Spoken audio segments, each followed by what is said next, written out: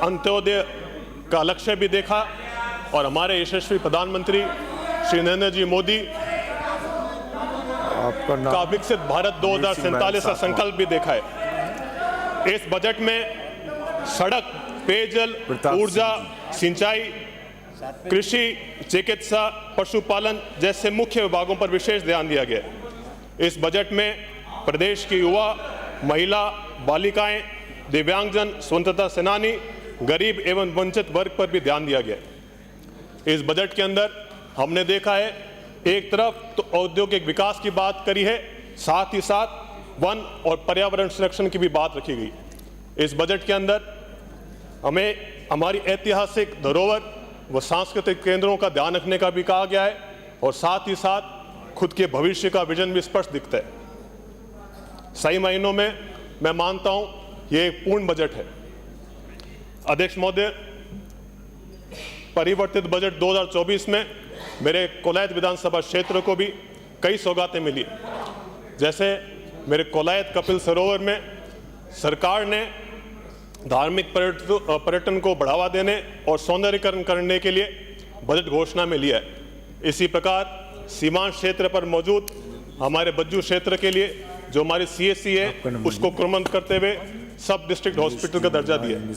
इसी के साथ कोलायत प्रॉपर के अंदर हमारे जो CHC है उसको SDH बनाते हुए सरकार ने हाल ही में बजट घोषणा के बाद 40 करोड़ का हमको फंड भी दिया है। इसके लिए मैं बहुत बहुत धन्यवाद ज्ञापित करता हूँ। अध्यक्ष महोदय, सभापति महोदय, इस बजट में कोलायत विधानसभा क्षेत्र में डॉक्टर करणी सिंह लिफ्ट के अंदर सरकार ने तकरीबन 270 करोड़ रुपए देके 44,500 हेक्टेयर भूमि को सिंचित करने का निर्णय लिया है। साथ ही वीर तेजाजी लिफ्ट के अंदर तकरीबन 8,320 हेक्टेयर भूमि को सिंचित करने के लिए 50 करोड़ का अतिरिक्त फंड दिया। कुल मिला के नहरों पर हमारे क्षेत्र में 320 करोड़ का व्यय होने वाला है। उसके लिए भी मैं सरकार को धन्यवाद देना चाहता हूँ। हमारा कोलायत विधानसभा क्षेत्र बिजली आपूर्ति से बहुत ही ज़्यादा प्रभावित है। इसी को देखते हुए सरकार ने एक निर्णय लिया है कि हमारे नोखड़ा ग्राम के अंदर 220 kV का GSS और सीमांत क्षेत्र बज्जू के अंदर ग्राम केडली के अंदर 132 का GSS भी दिया है। हमारे क्षेत्र के अंदर सीमांत क्षेत्र होने के कारण वहाँ पर जिप्सम का भी बहुत खनिज की उपलब्धता है। अवैध खनन होने से पिछले 5 सालों के अंदर एक हमारी भूरासर से बल्लर रोड जाती थी, उस पूरी रोड को तहस नहस कर दिया गया था। इस सरकार ने निर्णय लेते हुए उस रोड के लिए भी 16 करोड़ रुपए दिए। हमारे क्षेत्र के अंदर क्ले जैसे कि बॉल क्ले, चाइना क्ले और फायर क्ले, इनका अथाक भंडार है। इसी के क्रम के अंदर सरकार ने क्षेत्र में सिरेमिक उद्योग को बढ़ावा देने के लिए बीकानेर में सिरेमिक हब बनाया है, जिससे हमारे क्षेत्र में निवेश आएगा और निवेश के आने से क्षेत्र का विकास होगा ही होगा। बाकी हमारे जितने भी ग्रामीण जन हैं उनको भी रोजगार मिलेगा। सभापति महोदय, हमारे क्षेत्र के अंदर अतिरिक्त निदेशक खान का भी हमारे क्षेत्र में घोषणा करी गई है, उसका भी मैं तहे दिल से धन्यवाद देना चाहता हूँ।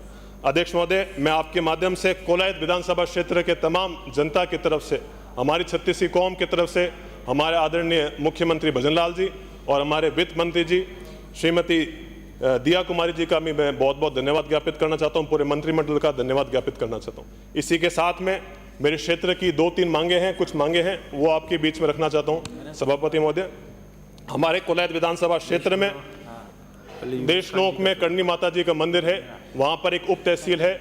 मैं चाहूंगा कि आगे आने वाले समय के अंदर सरकार गंभीरता से लेते हुए इस उप तहसील को तहसील में क्रमोन्नत करे।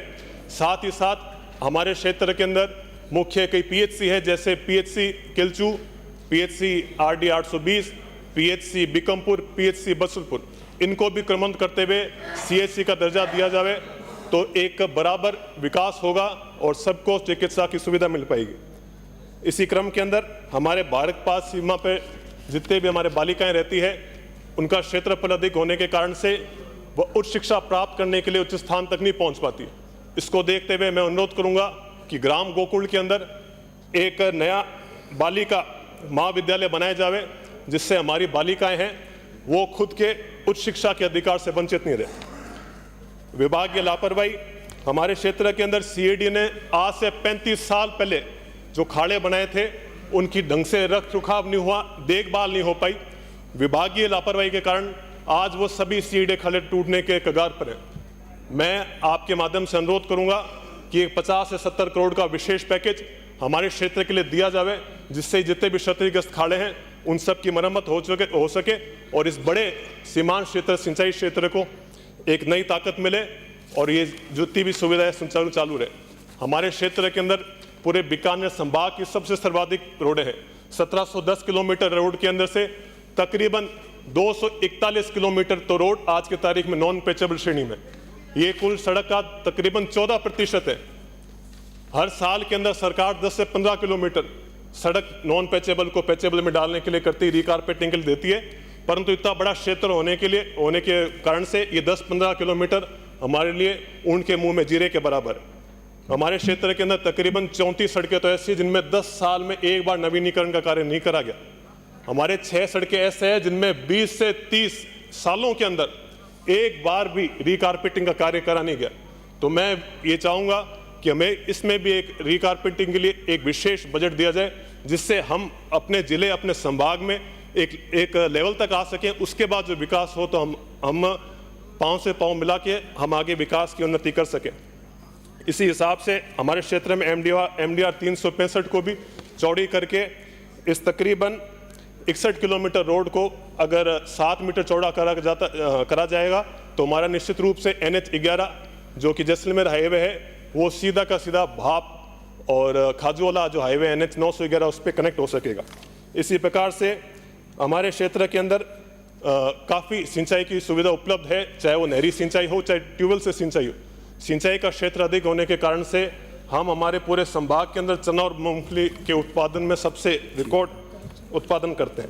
तो इसी को देखते हुए मैं अनुरोध करूंगा कि RD 820 पर एक गौन मंडी का निर्माण करा जाए, जिससे किसानों को खुद की उचित मूल्य मिल सके और एरिया का विकास हो सके। इसी क्रम के अंदर इनके अलावा मैं राजस्थान के 3-4 मुख्य जो समस्या है उनके तरफ आपका मैं ध्यान आकर्षण करना चाहूँगा। सभापति महोदय, हमारे 3 मुख्य समस्या आ रही है राजस्थान के अंदर, जैसे कि गांव के अंदर रहने वाले ग्रामीणों का शहर की तरफ पलायन करना। दूसरा है हर घर में जो कुटीर उद्योग था उसको खत्म करते हुए स्थानीय रोजगार अब लोगों को मिल नहीं रहा, रोजगार के लिए लोग पलायन कर रहे हैं और गांव के अंदर रोजगार खत्म होने के कगार पर है। और IGNP पर आश्रिता होने से आज जिस प्रकार से अपन एक बहुत ही डार्क सर्किल में पहुंच चुके हैं उसके तरफ भी आपका ध्यान आकर्षित करना चाहूँगा। अध्यक्ष महोदय, अपन को ये बात समझनी पड़ेगी, 1 मिनट में अपनी बात समाप्त हमारे पश्चिमी राजस्थान के अंदर जिले हैं जैसे बीकानेर, जैसलमेर, फलोदी, बाड़मेर, इनमें बहुत ही बड़ा भूभाग होने के कारण से हमारी जनता को बड़ी परेशानी और विपरीत परिस्थितियों का सामना करना पड़ता है। हमारे क्षेत्र के अंदर रेगिस्तान का फैलाव है, पानी का अभाव है और हमारे क्षेत्र के अंदर पूरी विद्युत आपूर्ति नहीं मिलती, शिक्षा व चिकित्सा के पर्याप्त व्यवस्था नहीं है। हम अब भारत में गरीब जनता को भारत की गरीब जनता सरकार को अपना माई बाप मानती है और वो हर काम पे सरकार पर आश्रित है। परंतु बड़े दुख से एक बात कहना पड़ रहा है कि आज 17 साल गुजर जाने के बावजूद भी हमारे ग्रामीणों को उनके पीने का पर्याप्त पानी नहीं मिल रहा, उनको पूरी बिजली नहीं मिल रही। इसी कारण से 70 साल उड़ीकने के बावजूद भी उनको खुद का हक नहीं मिल पा रहा है और वो इसी कारण से मजबूर होकर खुद का घर छोड़ के, खुद का गांव छोड़ के पलायन करके शहर में जाना पड़ रहा है। तो मैं चाहूँगा यहाँ पर मौजूद सदस्यगण भी इस बात से वाकिफ रखते होंगे कि खुद का घर, खुद का गांव, खुद का क्षेत्र छोड़ने पर कोई आदमी राजी नहीं होता। तो इसलिए अपन को एक विशेष तौर पर ध्यान देने की आवश्यकता है कि हमें हमारे जितने भी गांव हैं, गांव को अपन को सुदृढ़ करना पड़ेगा, मजबूत करना पड़ेगा, चाहे चिकित्सा हो, चाहे सड़क हो, चाहे पानी हो, चाहे विद्युतीकरण हो। इन तमाम मुद्दों के इन जितने भी गांव की सबसे छोटी इकाई उसको मजबूत करना पड़ेगा। एक सभापति महोदय, बस मेरे को 1 मिनट का समय। सभापति महोदय, पुराने समय में आज से 200 साल पहले विश्व की कुल निर्यात होता था, उसमें से 34% भागीदारी, हिस्सेदारी हमारे हिंदुस्तान माननीय सदस्य आपका समय। बस मेरे को 1 मिनट और 1 मिनट से भी अधिक बुलवा दिया, पिछली बार भी रह गई। 1 मिनट हुकुम हमारे 1 मिनट और हुकुम। हमारे हर आंगन में कुटीर उद्योग से जितने अलग अलग जातियां जुड़ी हुई थी, जैसे कि सुनार हो, चाहे आपे कुमार हो, सुथार हो, ये ही थे। इन्हीं समाज के सहयोग से हमारा देश सोने की चिड़िया कहलाया गया था। पर हमने हमारे पाश्चात्य देशों की संस्कृति को अपनाते हुए, कॉपी करते हुए, हमने हमारे जितने भी आंगन में कुटीर उद्योग थे उनको खत्म करके हमने हमारे क्षेत्र के अंदर ये जितने भी बड़ी बड़ी मिल्स फैक्ट्री डाल दी।